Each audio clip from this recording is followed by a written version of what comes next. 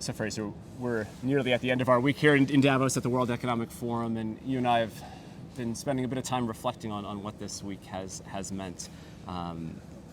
You had a couple of interesting views on based on the conversations that you've been having with global leaders. Yeah, well, I think people always try to draw a theme out of Davos every year. If we were pushed to do that this year, my reflection would be that we enter now the decade of delivery.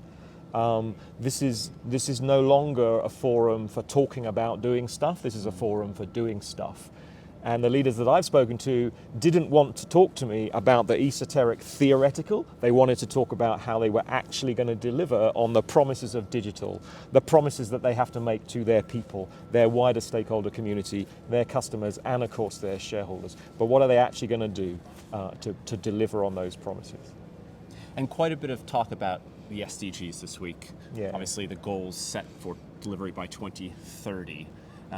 We have a view at PA on what is needed in order to accelerate progress towards those goals. Tell me a little bit about that. So the narrative around SDGs could never have been stronger, but again, it's about weaving it into the business. This is not an overlay.